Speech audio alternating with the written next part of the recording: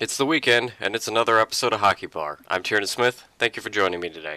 First in the news is part of the question game between the Flames and Wild this past week, where at the end of the game, Flames forward Ryan Lomberg is suspended one game for leaving the bench and deliberately fighting Wild forward Matt Dumba. Because of when the altercation occurred, he was suspended for instigating in the final 5 minutes of the game. The rule states that if a fight is instigated in the final 5 minutes or an OT, the player will be given a one-game sanction. In the same game between the Flames and Wild, as we reported yesterday, Flames captain Mark Giordano is suspended 2 games for kneeing Mikko Koivu. Giordano will be required to forfeit over $70,000 to the NHL Player Emergency Assistance Fund. Giordano was called for a tripping minor and was suspended officially Friday night. And then Koivu not happy as the two captains come together. We come back as the Flames captain Mark Giordano sits in the box, tripping the call on Mikko Koivu.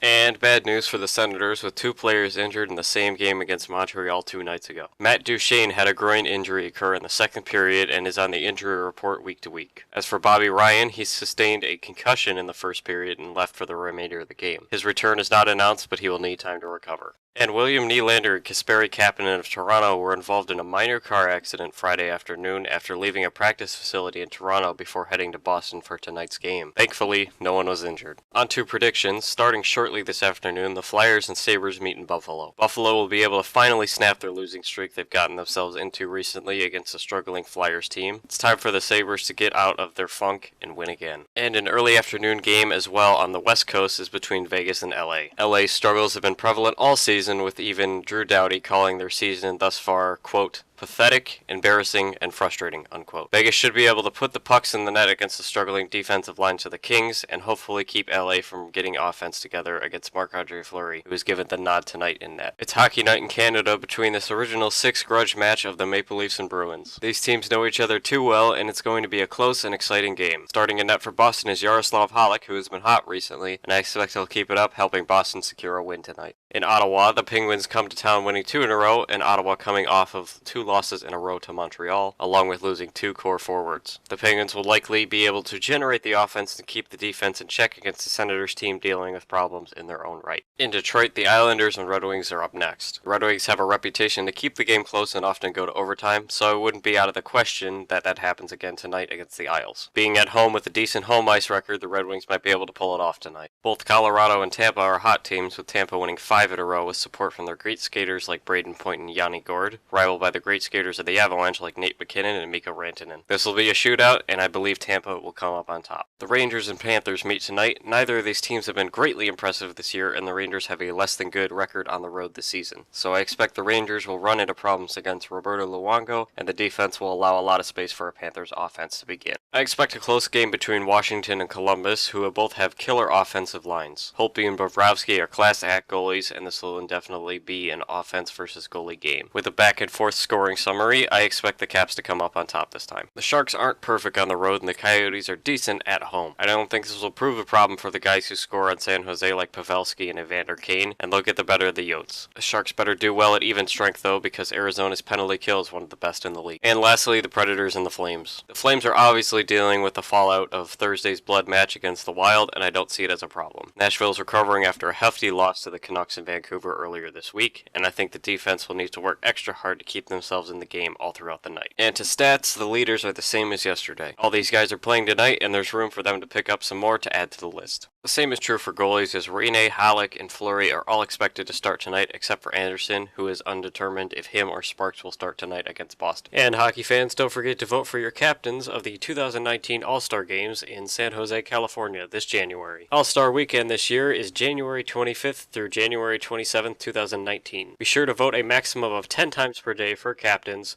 of all 4 divisions to be entered in a sweepstakes to join the NHL All-Star Weekend in a trip for 2, all expenses paid, in San Jose this winter. The link to vote is in the description below. Thanks for watching this Saturday edition of Hockeybar. If you haven't already, make sure you hit the subscribe button for the latest on hockey uploaded daily. Again, I thank you for tuning in today. I'm Tiernan Smith. Have a great weekend.